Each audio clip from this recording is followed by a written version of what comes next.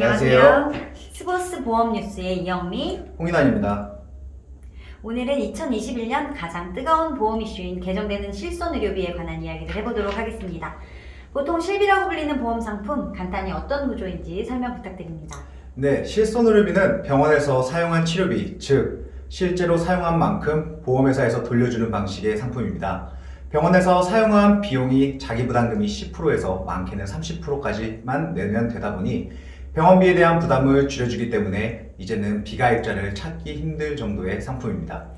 실제 소비자에게 굉장히 도움이 많이 되는 상품이겠는데요. 그런데 보험회사 입장에서는 그만큼 소비자에게 받는 보험료보다 지급되는 보험료가 많다라는 위험도 있을 수 있겠는데요. 네, 맞습니다. 이번 21년 실손의료비 개정되는 내용이 바로 그런 이유에 있습니다.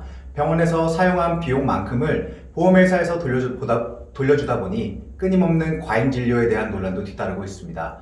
보험회사는 실손의료비 상품으로 인한 리스크가 너무 커졌다라는 입장입니다.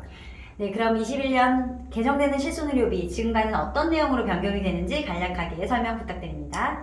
실손의료비 보험은 그동안 2017년 4월부터 조금씩 내용이 개편되어 왔습니다. 2017년 4월부터 현재까지 단독 실손의료비 보험으로 판매 중에 있는데요. 이번 7월부터 개정될 예정인 실손의료비는 병원에 간 만큼 보험료를 더 내고 덜 내는 방식으로 개편될 예정입니다. 간단히 말씀드리면 실손의료비 보험이 자동차 보험화 된다고 말씀드릴 수 있습니다. 의료비 보험이 자동차 보험화 된다면 병원을 많이 간 사람은 그만큼 보험료가 올라간다는 건가요? 네, 맞습니다. 1년에 한 번도 청구하지 않으신 분들 같은 경우는 5%가량의 보험료가 할인되게 됩니다. 하지만 많이 청구하신 분들 같은 경우는 최대 4배까지도 할증이 붙게 됩니다.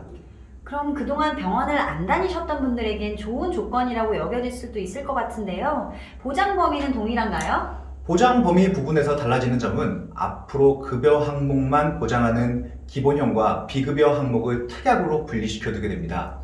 지금까지의 기존 실비는 건강보험의 급여 부분과 비급여 부분을 통합하고 여기에 도수치료, MRI, 비급여 주사들의 고가의 의료비를 특약으로 분리해 놓고 있습니다.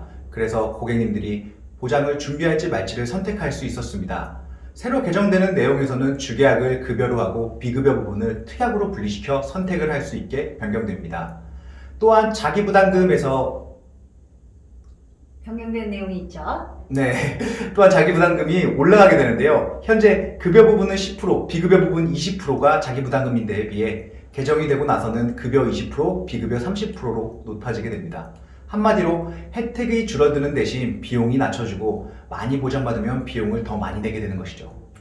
네, 자기부담금은 늘어나고 재가입 주기를 15년에서 5년으로 줄어들게 된다면 조건은 더 불리할 수도 있을 것 같습니다.